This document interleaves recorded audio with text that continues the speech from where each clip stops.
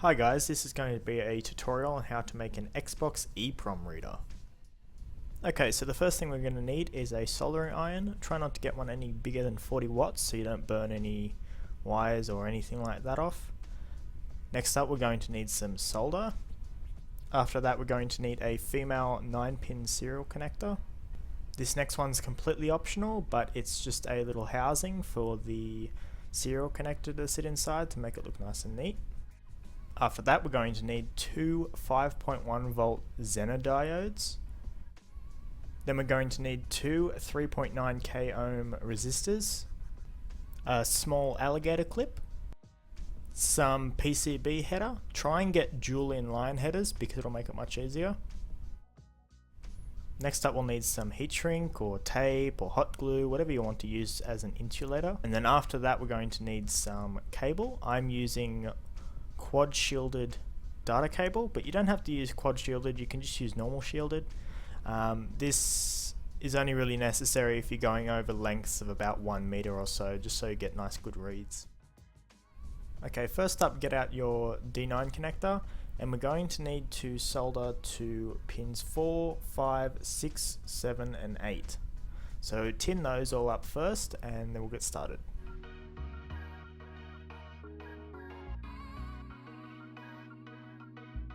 First up we're going to take one of our 3.9k resistors and solder it between pins 6 and 7. The easiest way to do this is just to bend the end of the resistor into an L shape and then solder in between the two pins.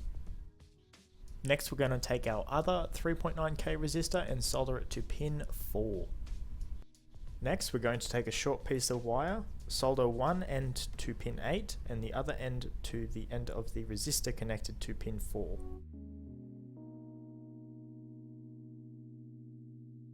Now we're going to take one of our Zener diodes and solder it to the resistor connected between pins 6 and 7. Make sure that the black stripe on the diode is facing towards the connector.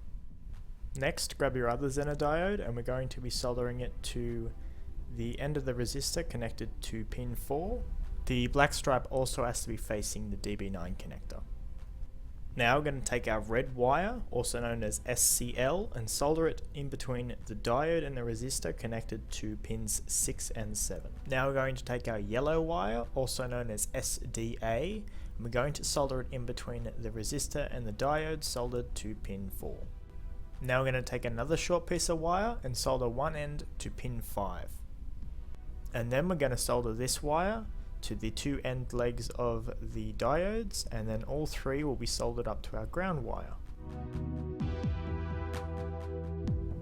If you want to keep the cable nice and sturdy, you can put a bit of hot glue and heat shrink on it like I have here.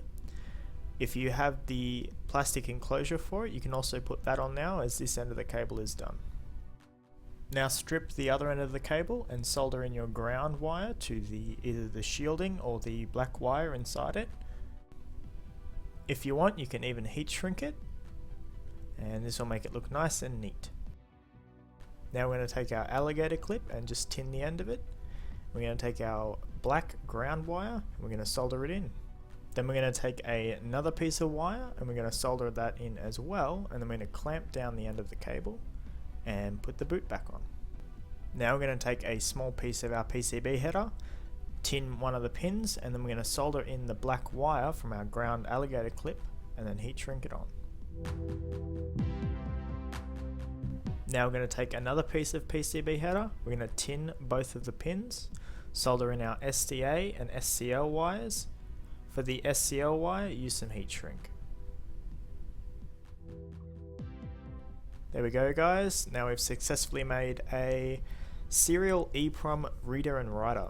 This isn't just for the Xbox, you can do a few other things with it, such as reading the EEPROM on, say, a laptop or something to get the password out of the BIOS, all sorts of things. So if you enjoyed the video, please don't forget to thumbs up and subscribe, and I'll see you in the tutorial next on how to use it. Hi guys, thanks for watching my video. If you haven't done so already, please subscribe, it really helps me out. Also, you can find me on Twitter and on my website. I'll put the links in the description. Thanks again, and I'll see you in my next video.